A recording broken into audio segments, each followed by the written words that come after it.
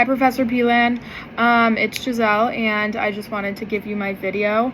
I'm sorry about all of the complications with the due dates. I emailed you about that, but I do want to talk about what the topic was. And for starters, I want to thank you so much for teaching me everything I've learned. I really appreciate all of your coursework and stuff, and I really enjoyed reading the books that I did as well as the movies. I feel like the movies were better for me because I got to visualize them, but I learned so many things. I came into this class and I honestly thought that Celtic was pronounced Celtic.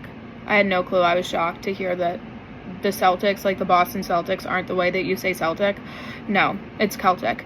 And I don't even know if I knew Ireland was an island, to be honest. That's terrible. I'm bad at geography, and I think that's like something I should have known before.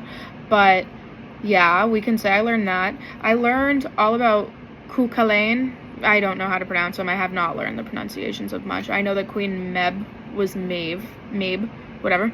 But I learned a lot. I genuinely didn't know that Irish people in Ireland was as religious as it was. I was shocked.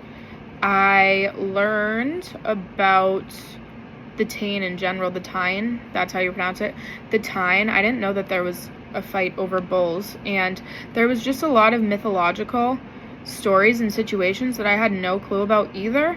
I didn't know that Britain owned part of Ireland, or Ireland, I think it was all of Ireland. I didn't know that they owned Ireland and ruled the land at all, and I feel like it's a very common thing to avoid talking about how disrespected the Irish were because of Britain.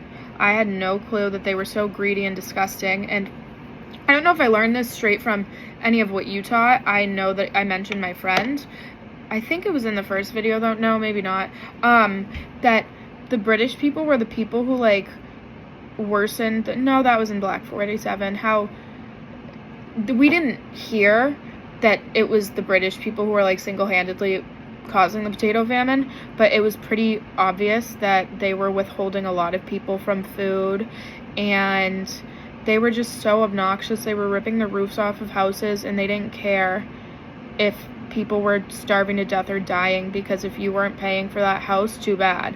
And I did see, like I said, a lot of mythological things. I don't even know. I've never heard about mythological stories here, so it was really inciting to see other communities or other nations, other places talking so much about how their history was brought off of, I don't want to say make-believe, but folklore. Oh, I learned a lot about St. Patrick. I am shocked that he was enslaved by the Irish people. He was sold to slavery by the Irish and then came back. And I thought it was hysterical how he, like, convinced everybody to be religious with the shamrock. That, to each his own, I thought that was funny.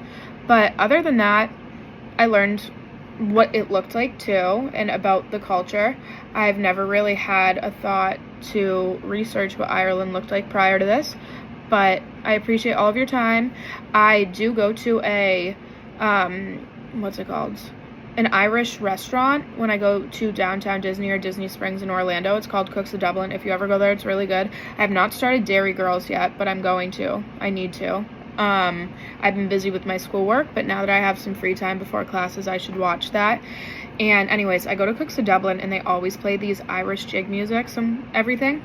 So a lot of the music I hear there was very similar to the type of music I heard in all the movies. And also I thought it was really cool when Fiona walked into the pub before her dad sent her away when somebody was saying, like, you can't take care of her.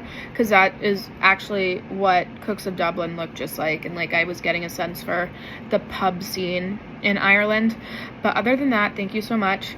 I am glad that I had such a good teacher when I was transitioning back into doing school, and I wish you the best. I think it's awesome that you do the prison, even though it stinks that they're turning it all virtual. But thank you again. Have a wonderful year, and until I talk to you again, I will honestly tell you about Dairy Girls if I do get around to watching it, and I'll email you maybe once in a while. So thank you so much. I appreciate it. Bye.